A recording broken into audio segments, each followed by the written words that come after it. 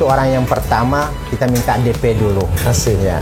Kenapa? Salah satu alasan orang malas ngambil laundry, pertama karena belum lunas. Kenapa dijadikan nama? Alasar Laundry. Sempat dikomplain sama temen, kok kampus kok jadi laundry? Tinggal yang berkaitan tentang cuci mobil lah. Yang belum. Cuci dosa.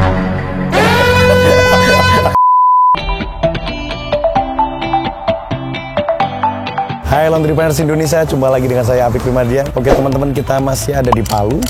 Kali ini kita akan berkunjung ke salah satu teman kita dari Asosiasi Laundry Indonesia, yang nama laundrynya adalah Home Al Azhar Laundry.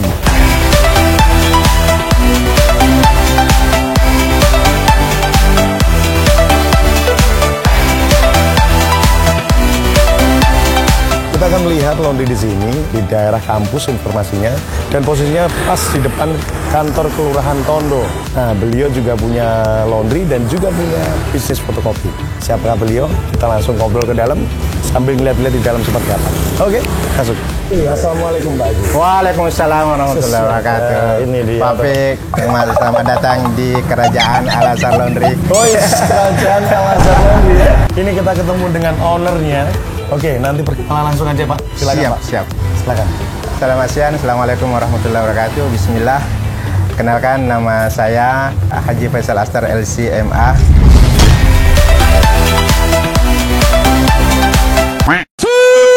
Saya sebagai owner dari Al Azhar Laundry. Selain itu mengajar di Fakultas Ekonomi, jurusan akuntansi, membidani materi pendidikan agama Islam dan hukum Islam. Pulang dari kampus, letakkan tas, kemudian gulung lengan baju, kembali bersama teman-teman anak-anak di sini untuk mencuci lagi. Keren, menarik. Ternyata beliau adalah dosen, guru ya Pak? Dosen juga ya? Dosen pendidikan agama Islam dan hukum Islam. Pendidikan agama Islam dan hukum Islam. Tadi ngajar di ekonomi juga ya? Oh, di Fakultas Ekonomi. Di Fakultas Ekonomi mengajarnya di pendidikan agamanya. Keren. Tadi apa kok ada title apa tadi Pak? Title-nya Bapak? LC.MA. Saya alumni dari Universitas Al Azhar Kairo Mesir. Oke. Makanya kalau ditanya kenapa ada Al Azhar, itu flashback tentang kenangan dulu pernah di kampus. Susah dukanya itu. Kenangannya sampai hari ini itu sangat membekas. Nah, itulah terbawa kenapa dijadikan nama. Sempat dikomplain sama temen, kok kampus kok jadi laundry? Ada usaha yang lain, usaha fotokopi. Kenapa muncul fotokopi? Karena dulu ya banyak kenangan berkaitan tentang berkas-berkas kuliah di fotokopi, digandakan. Nah, muncullah ide supaya tidak jauh-jauh dari berkaitan tentang pendidikan, lahirlah dunia kampus.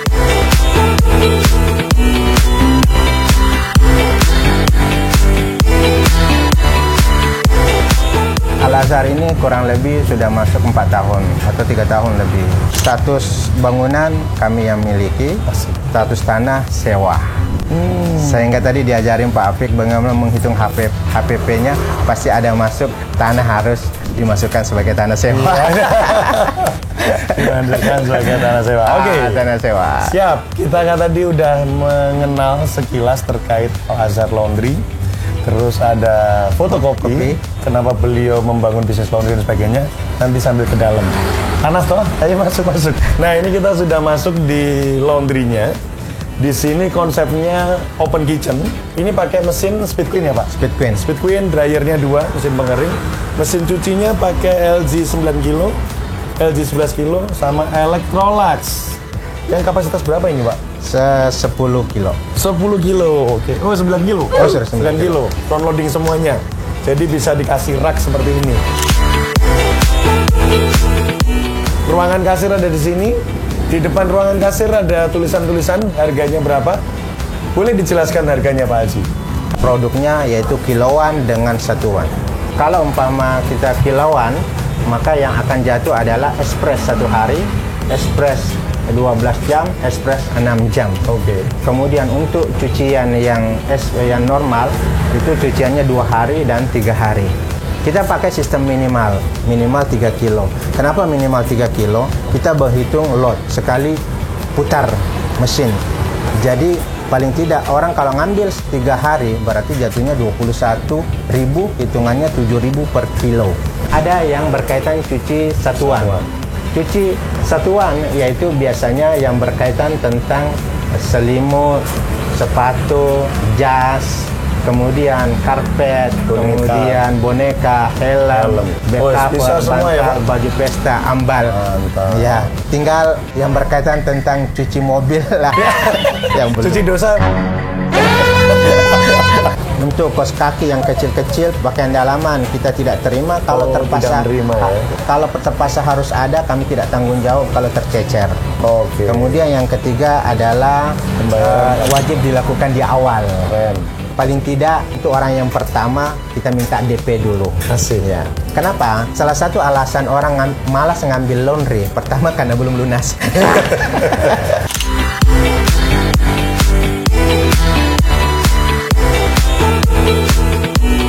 Nah, tadi sudah tahu teman-teman bahwa laundry di sini cuci normalnya 2 hari minimal 3 kilo, harganya 8.000, 3 harinya 7.000. Jadi harganya masih normal seperti di Jawa ya.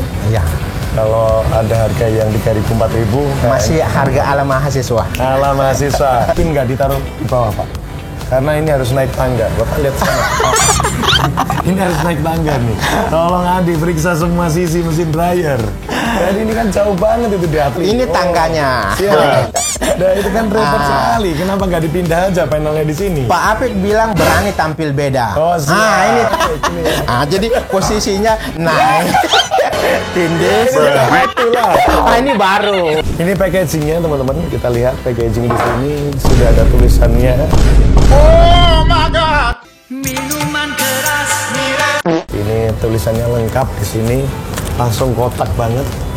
Nah ini cuci setrika ya Pak kayak gini ya? Ya, ada cuci Ini ada setrika. 2, berarti packingnya ada 2. Bukan setrikanya cuma 2 ini. Untuk setrikaannya ada 3. tim setrikanya ada Satu lebih khusus ke setrika, satunya khusus untuk penerimaan. Oke, penerimaan. Nah. Ini kan kita lagi jam 12 WITA. Jadi mungkin ada 2 shift ya Pak di sini? Atau 1 shift aja? 2 shift. 2 shift ya? Berarti Shift nanti ada ya? di jam 5. Oh, jam 5 sore? Jam 5 sore sampai 10 malam. Oh gitu ya? Ya. Kenapa jam 5 sore nggak dari siang? Ini dari pagi. Oh. Dia dari jam 7 sampai jam 5 sore. Oh, jam 7 sampai jam 5 sore. 10 jam, shift pertama, shift kedua 5 jam. Oh, 5 jam doang? Iya. Kenapa nggak dibikin 9 jam semua?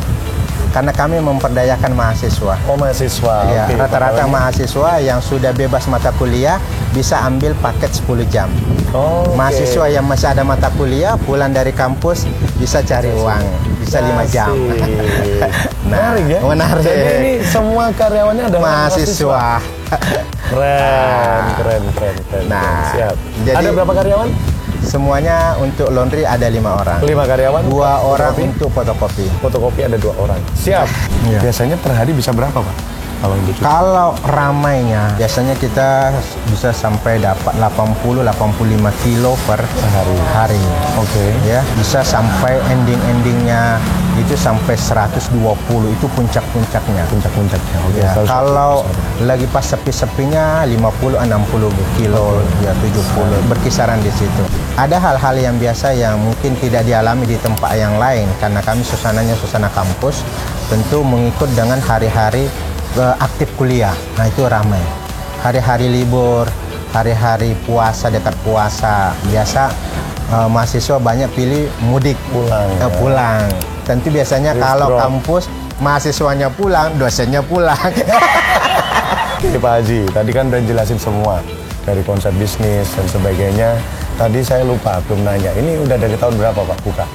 Sudah masuk 4 tahun atau 3 tahun lebih. Oh 3 tahun lebih. Terus kemarin pas ya mohon maaf pas masa gempa, terus setelah gempa terus ada pandemi. Itu bagaimana Pak? Itu terpukul sekali.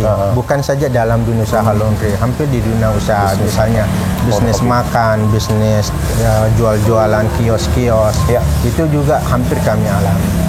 Dan kami, khususnya saya dan karyawan yang kebetulan tidak ada di sini, itu saksi hidup tentang gempa di sini. Oke. Bagaimana keadaan gempa, dahsyatnya ya gempa, hampir kampus 2 tahun full pulang.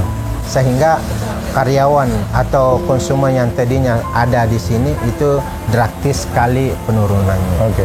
Tapi kami sudah terbiasa dengan hal ini karena kami bukan saja satu orang, dua orang yang mengalami, ini hampir semua. Solusinya adalah kata teman seperti filosofinya orang main bola. Jangan ada, kita tidak mungkin menciptakan gol, ya. Juga kita bertahan jangan sampai kebobolan. Jadi kita bertahan saja. Tunggu sampai menit terakhir, itu. Jadi tidak ada yang menang, tidak ada yang kalah.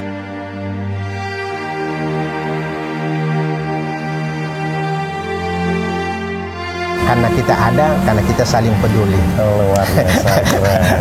Terus yang terakhir yang saya mau nanyakan adalah, ini kan Pak Haji dengan Al Azhar Laundry-nya kan paketnya kan lengkap.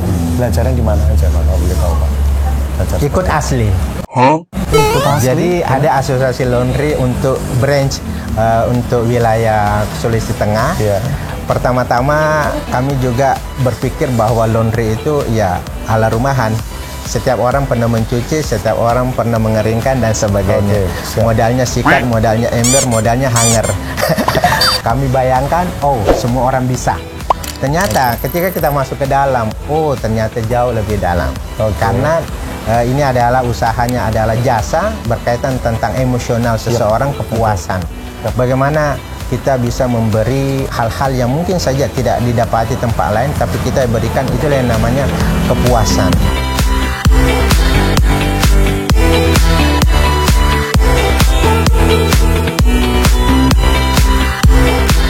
Kita sudah mendengar apa yang disampaikan oleh Pak Haji tadi, bahwa membangun bisnis ini juga ada peran dari organisasi, termasuk Asosiasi Laundry Indonesia.